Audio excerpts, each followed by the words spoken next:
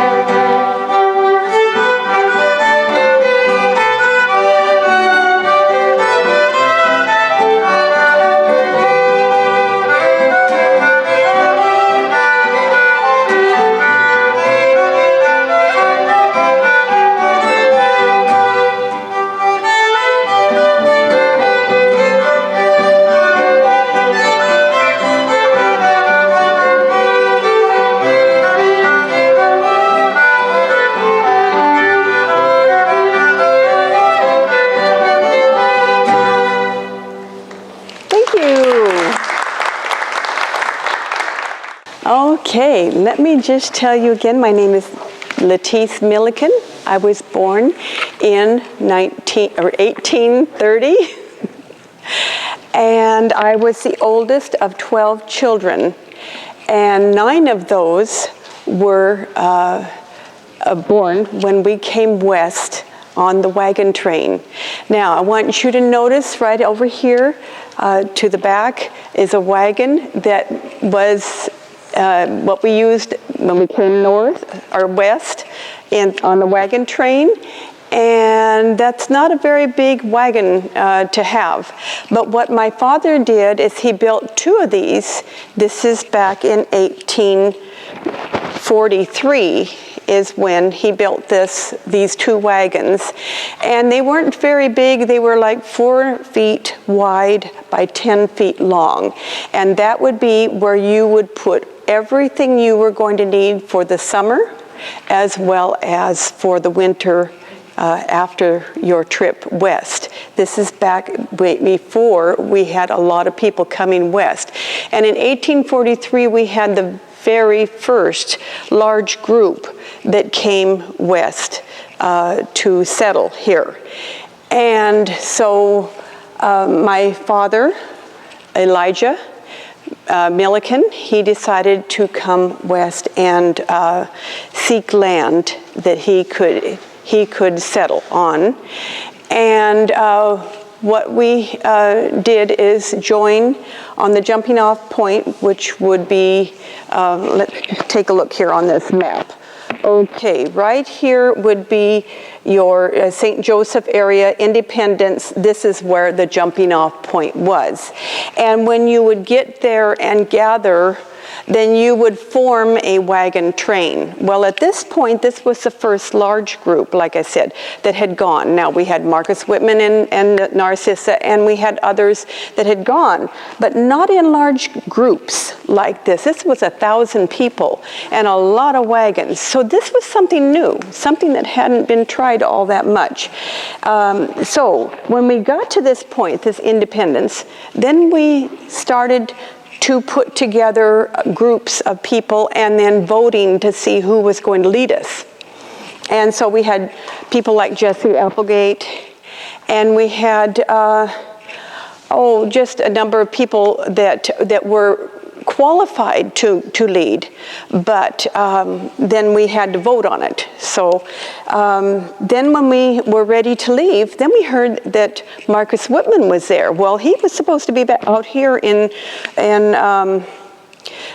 the Walla Walla area in Washington State or territory, but he had gone back to get approval to keep the land here in Wailetpu.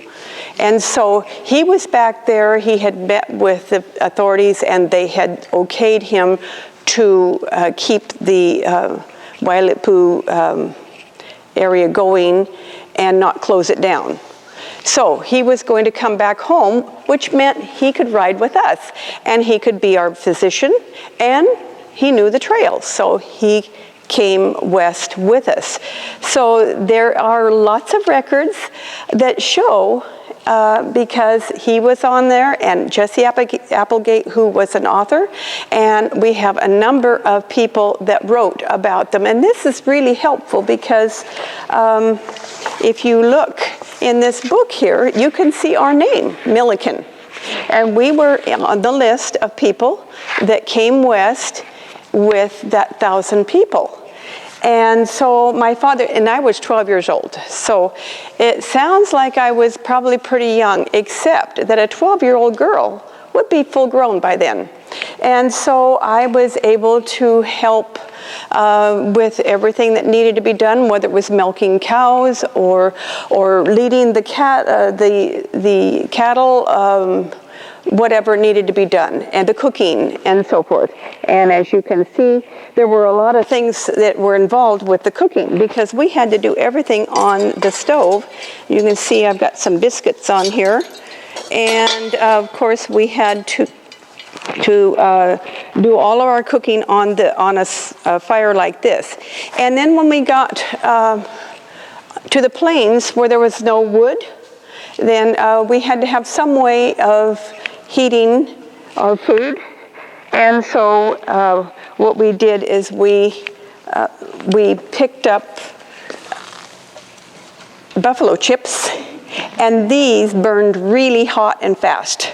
And so it was part of my job as one of the kids to pick them all up. And so I'd put my apron on, and then I could just load up my apron with buffalo chips, and then we would store them until we got to where we needed to do our cooking. And so anyway, when we got across here to Fort Laramie, that was our first fort. And it was interesting because that was called Fort Sacrifice. What's interesting about that is so many people, when we had formed our train, that so many people told us we needed to have a lot of food, a lot of things to take, because we were going to run out of things. And so they sold us all kinds of things that we really didn't have to have. And so that's where it got its name, Fort Sacrifice, because we had to leave it all behind, or not all of it, but I mean the excess, because our cattle could not pull the wagon. It was just too heavy. And then we get down here, and we've got other forts like Fort Bridger and Fort Hall and Fort Boise, and then finally Fort Walla Walla. So these were the places that we went to, and there were all kinds of experiences that we had along the way. Well, we had to, again, we had to take everything that we needed, and except that on occasion we were able to do some hunting. And so we were able to supplement our food that way. Now, as we traveled, we found a number of hazards. Of course, there were rattlesnakes, and there were falls and things that were really hard for us to deal with and dangerous. But one of the big things that we had to fight were the prickly pear, or the cactus. And I brought a little one. But can you imagine how the cattle must have hated these? And then, we had many of us that were barefoot. Can you imagine having to go along and step on something like this? Would be awful, wouldn't it? I won't just pass this around, because if somebody drops it, it's going to hurt. So, but anyway, this is a prickly pear, and there's many concern about those. And then, of course, cholera. One of the big things that was a problem for us was cholera, and it was spread throughout the train. So that was the main loss of life. But what's interesting, and his name was Ransom Clark, and he came west with Fremont's group, and Fremont's job was to map the area out. So he had to draw it so that it looked lifelike but also appealing to people, because they wanted more people to come west so that they could have more settlers.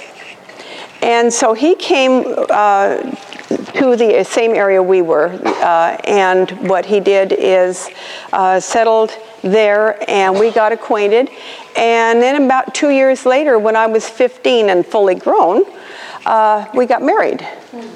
So a 15-year-old is definitely ready to get married back then, okay? You don't agree, or you agree? No. But anyway, at that time, yes, it was very agreeable. And so we got married, and it turns out that we were very successful farmers. And so we grew crops, and we had a good farm. Now, this is the only picture I have of Ransom Clark, and so you can pass that around. But that was my husband, because we got married, and then about a year later, we had a son named Charles. Now, Charles was a twin, and his twin died at birth, and so, that was the first child that I lost. And so then Ransom, even though we were very good at growing crops, we also needed to have some other livelihood, and so we started to have a business where we had a hotel. And we took in boarders, and we were doing very well, except that he had an itching foot. Dan, do you know what that means? He wanted to go for the gold. There were some people in California that were panning for gold, and so he went to California. And while he was gone, a second child that had been born to us passed away. He was only 4 years old, and he died. And so it was quite common for young people to not have a long life. And so that was very sad for me, but he was not there. He was down in the gold mines. And then he came back, and he went back to some other gold mines in Colville. And so, but again, he was not successful with gold mining, so he came back through Walla Walla on his way back to Portland, where I was working with the hotel, feeding the people and doing the laundry and so forth. And so I was really glad that he could come home. How are we doing? I think probably we have it. Yeah. Okay. Do you see any butter in there? I see it. Yeah, I see it. Yeah, I see it. Okay. Now, what we want to do, I'm taking a break from my story here. So what we want to do is check this out and see if it is, ooh, look at that. Okay, we want to use a wooden spoon, because a metal spoon or a metal bowl will pick up the flavor of acid-like. So it's not very good. Okay, so let's see what happens here. Okay, now I did not bring some water, so we're not gonna get to rinse it, but what happens is when we pour that off like that, and you know, this is still good. We could drink that. But what we have here is we have some butter. Now, I'd like to have you show the people this. And then with a little pinch of salt, we can make some pretty nice butter. Do you want to take that around and show them? Sure. That's pretty nice. And then this is some that I made earlier, so this is what it looks like. So you can show that too. So now we have butter for our biscuits. Let's see, where did I leave off on the, okay, the gold fields. So he came back through Walla Walla area because he really liked this area and he was impressed with it. This is back in 1855. and when he saw it, and he came and looked it over, picked out an area, which would be near Yellowhawk. Those of you who are from this area know that it's near the country club, and in that area of Yellowhawk, and so he picked out a 640-acre, because being married, we were able to get 2 instead of 1. And he picked it out and was preparing to work the land when Indian trouble forced him to leave. And so the Army came in and said, you got to leave and not settle here. But he did stop by Vancouver, and he did file on the claim. So that counted as a filing, and he was able to file on it then, but not occupy it because of the Indian trouble. So anyway, we came over to Portland area with the hotel, and so then he went back and forth between here and there. You want to try a little bit of salt in it and make it taste like butter? Just a little bit of salt. Okay, go ahead and stir it up. So we had another son, William, and of course Charles is growing up, and he's very helpful to me with the hotel. But then the Indian trouble was solved, and he decided it's time for me to build on my claim. So he came back over to Walla Walla, and he started building up the land. The problem was Fort Walla Walla had begun, and they had cut down all the trees from his claim. And they were building the fort, and they built the fences with all the trees that were on our 640 acres. So he went to the mountains, and he got some more logs, so he could make his logs down. And now, some of you said that you've already been down to the village, and you've seen the Ransom Clark cabin. That's the one where it looks like 2 buildings, and it's got a breezeway in the middle, and it's got a kitchen on one side and the parlor on the other, parlor or living room. And so that is the Ransom Clark cabin, and that's the one he started to build. So then he got mostly done there with that, and he came back to Portland to get me, and while he was over there, he became ill and he died. So we were going to have to give up the claim because you had to work the land. You couldn't just leave it and have somebody else work it up. Well, I decided that since his dream was so important, I decided I needed to come over and at least take a look at it, because a judge in the Portland area had tried to get me to just let it go. He said, I'll give you $250 for it, and you can just be done with it.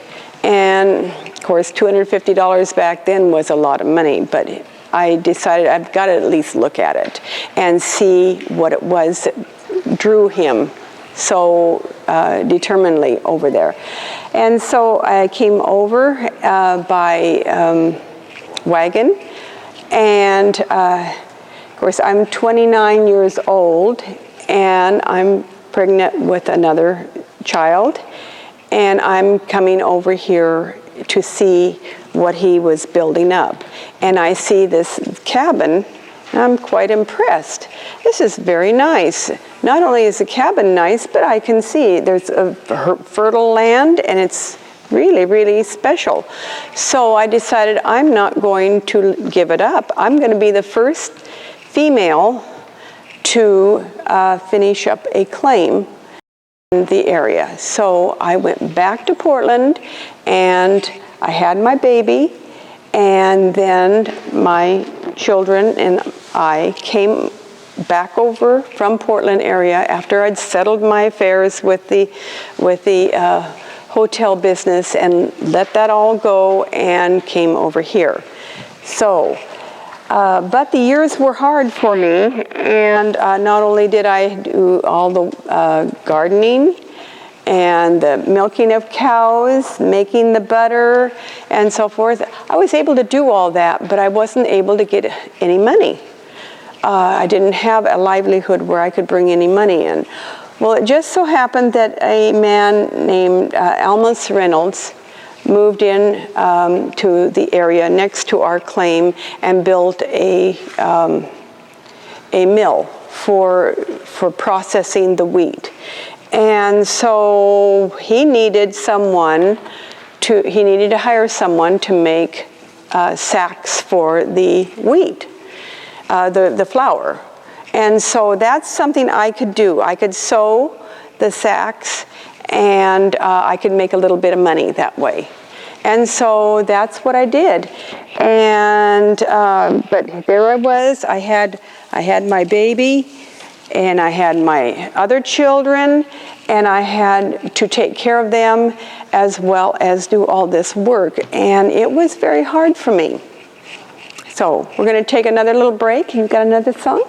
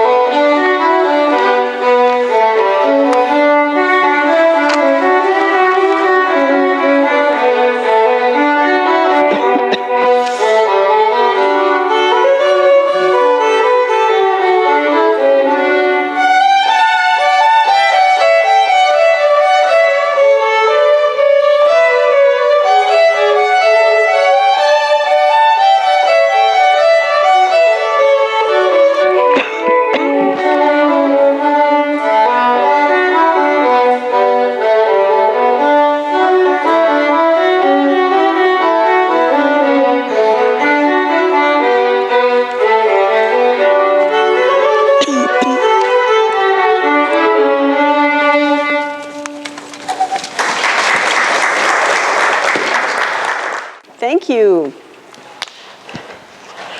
I'll show you real quick here. This is what I looked like back then. And there's my little baby girl.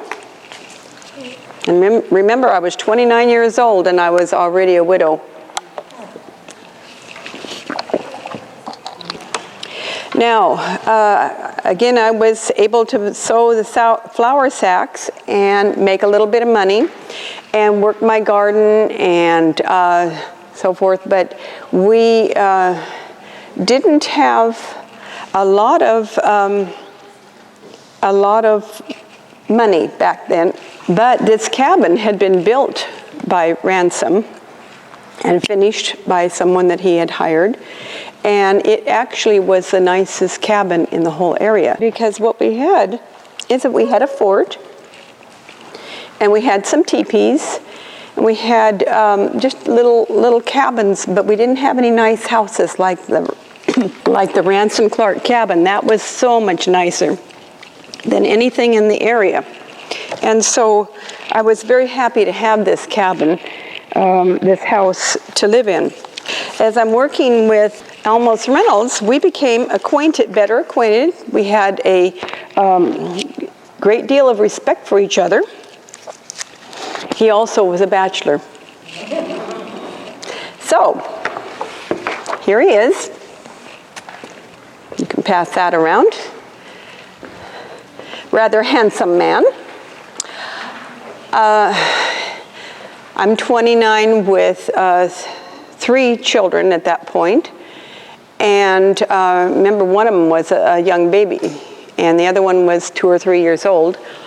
So a lot of work involved there, trying to raise my family. Well, Reynolds and I decided to get married. And so we got married in the Ransom Clark cabin. Now, we didn't get married just the 2 of us. My sister married a young man at that time, so it was a double wedding. And I don't know if you know who Cushing Eales is, but he is one of the people that started Whitman College. He was the one that had the ceremony. The mills were doing so much success here. In fact, if you are familiar with the wheat in the area, it was very productive. And so the wheat became the new gold for our area. And that was what was the boost for the economy for this area. And so there were other things that Almus Reynolds got involved with, banking, and he got involved with other civic duties in the area. And so then we had 2 sons by that marriage, and they were quite successful. And then they built homes. There was one dream that I had, and that was to move back to the homestead. And I really wanted to move back there, but it was not looking real good that I could do that.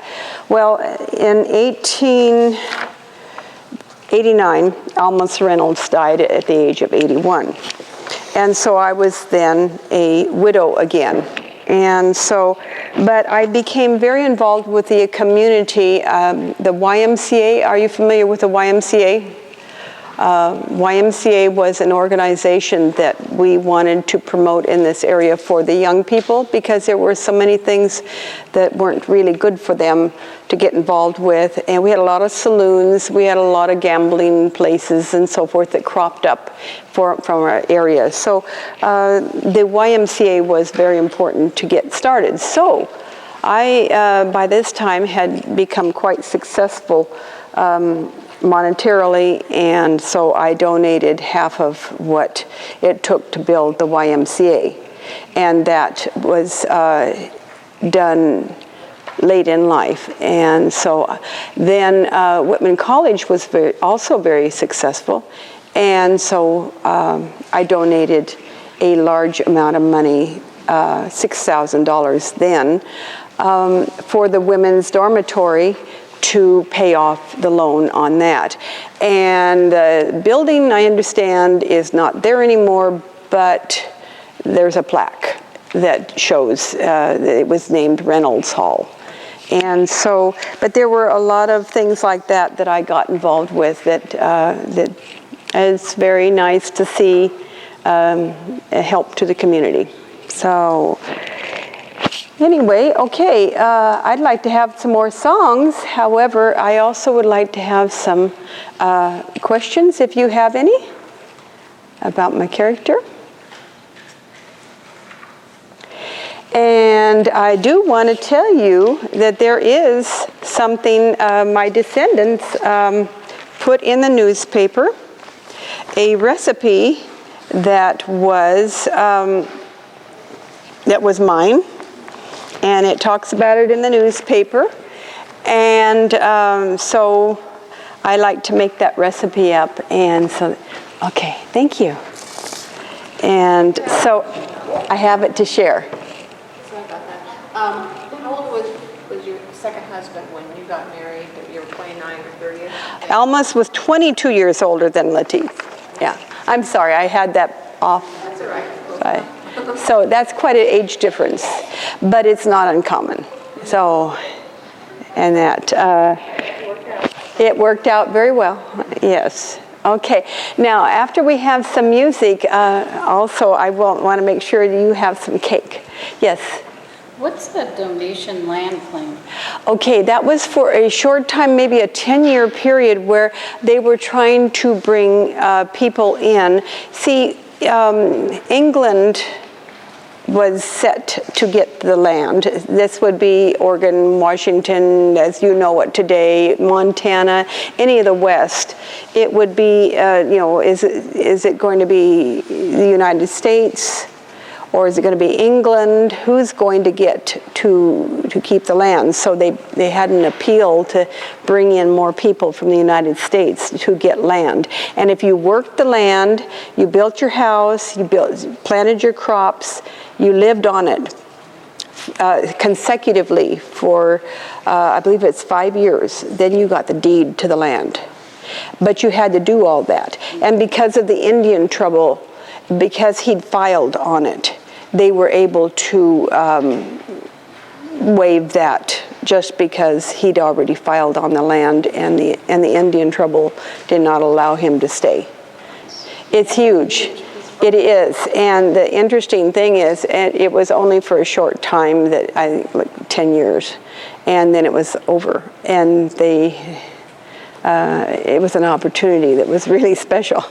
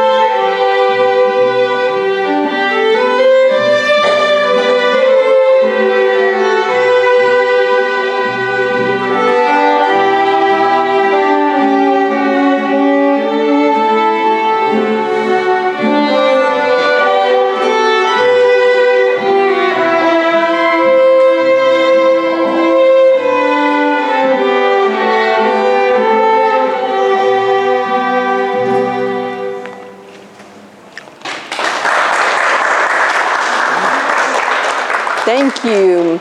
I want to introduce you to these young people, Hannah, Samuel, and Lillianne, and Don, their father, and Sharon's here somewhere, right back there in the corner. I'm very, very proud of them, and thank you so much for giving this music, and maybe some more later. Okay, now I'm going to get this cake out and let you try it if you would like. I by all means encourage you to come up and check this out, because this was my own recipe. Oh, let me just tell you about this. Down in the cabin, when you are down there, you might see a container. This was for apple butter, and it came west in the wagon with us when I was young. So it's still down there in the cabin. Let me just tell you real quickly, I have these here because when Ransom Clark was bringing his supplies over to build his home and so forth before I came over, he brought with him peach and apple seedlings. And this was part of the supplies that he gathered. And so when he got here with his little seedlings, then anytime he needed to pay for work, whether it's fencing or on the cabin, he paid for the work with seedlings. And so this was the beginning of the orchards that you see here. And that's something that you may not be aware of, but the original, before the great orchardist, he was the first one to bring over the seedlings, except for Marcus Whitman had brought seeds. but that was not in the town or the area of Walla Walla town. So, okay. Sure, if they'd like, or they can be passed out, whatever. Oh. So when you were traveling from Portland here, how long did that journey take? It took quite a while, and my first trip over was, well, let's see. In your notes, one of the the first trip over, I had to come by boat and then overland. And you know, there was no dams or anything on the Columbia, so I had to go some by land and some by water, because it just was not that easy, and it would take overnight. It would take a couple of days at least. But then when I came over with my new baby, Elizabeth, and William, I came with John Abbott, and he brought the first stagecoach. In fact, this right here, the stagecoach, he brought the first stagecoach over, and he was just transporting it over, and I came with him, and I had the whole stagecoach to myself. But it took quite a while to get here. And then this stagecoach went between Walla Walla and Lewiston.